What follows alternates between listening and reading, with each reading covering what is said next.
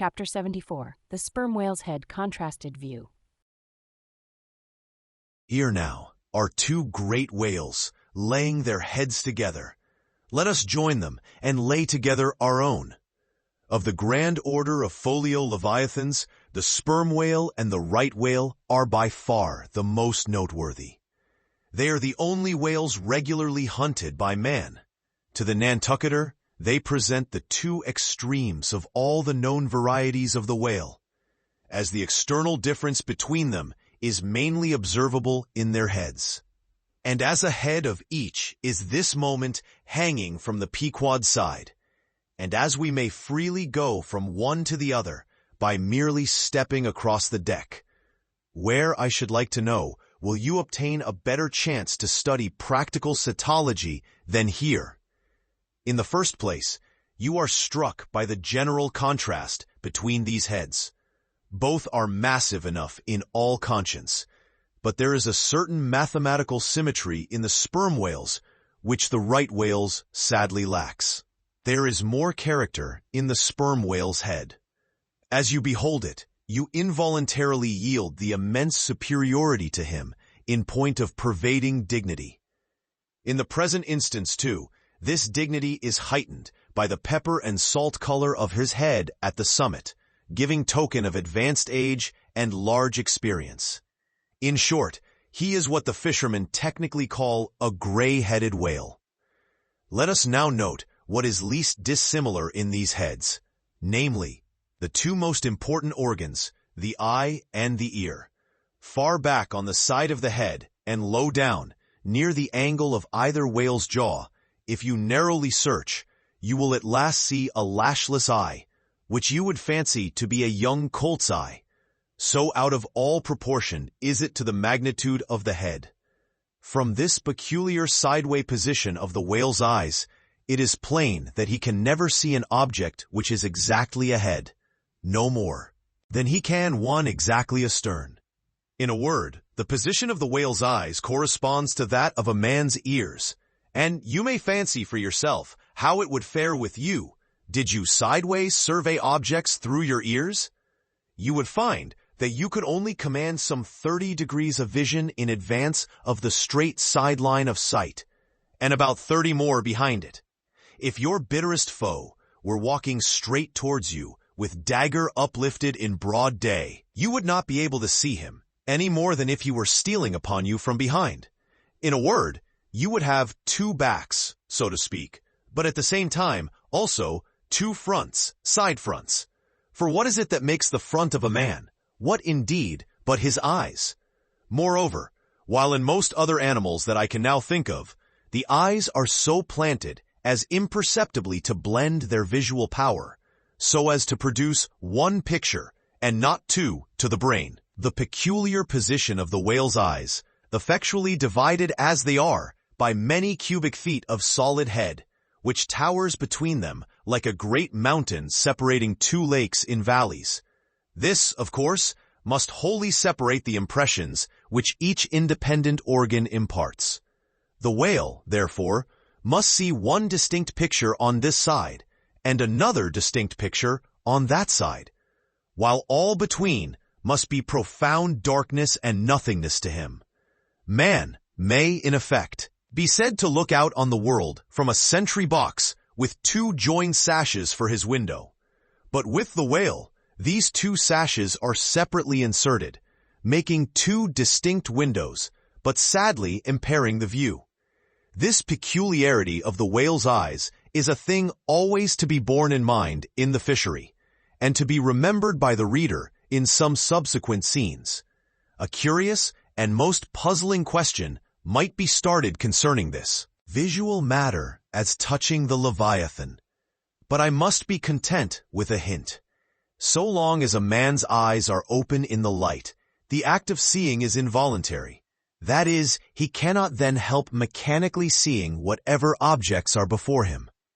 Nevertheless, anyone's experience will teach him that though he can take in an undiscriminating sweep of things at one glance, it is quite impossible for him, attentively and completely, to examine any two things, however large or however small, at one and the same instant of time.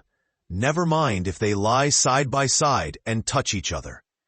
But if you now come to separate these two objects and surround each by a circle of profound darkness, then, in order to see one of them in such a manner as to bring your mind to bear on it, the other will be utterly excluded from your contemporary consciousness.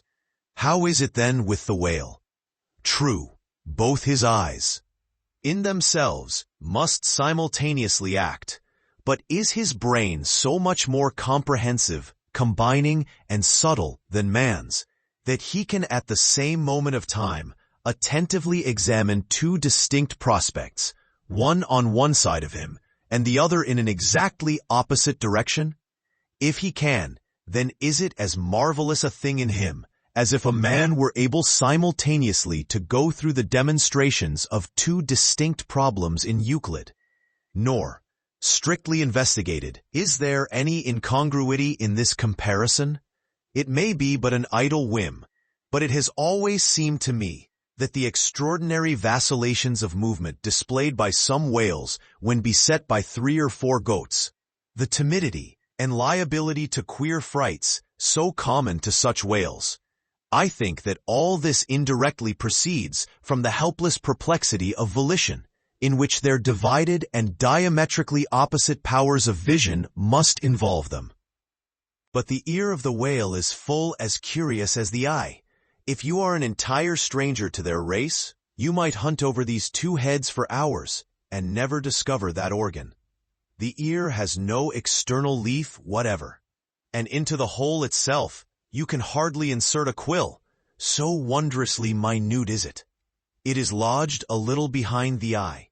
With respect to their ears, this important difference is to be observed between the sperm whale and the right. While the ear of the former has an external opening, that of the latter is entirely and evenly covered over with a membrane, so as to be quite imperceptible from without.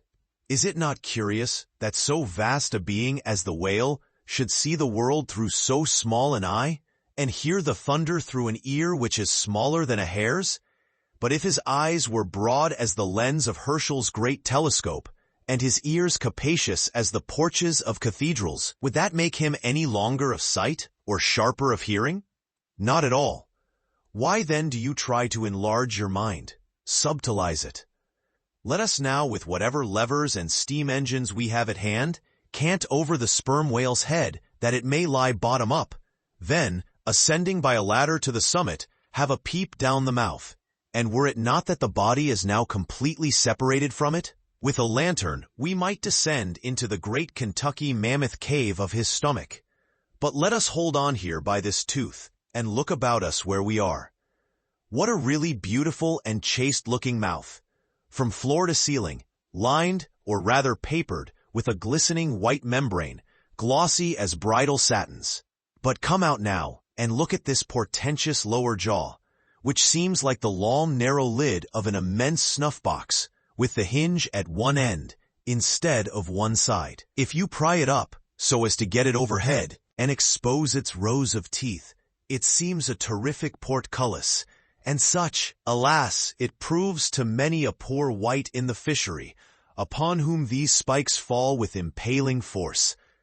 But far more terrible is it to behold, when fathoms down in the sea, you see some sulky whale, floating there suspended, with his prodigious jaw, some 15 feet long, hanging straight down at right angles with his body, for all the world like a ship's jib boom.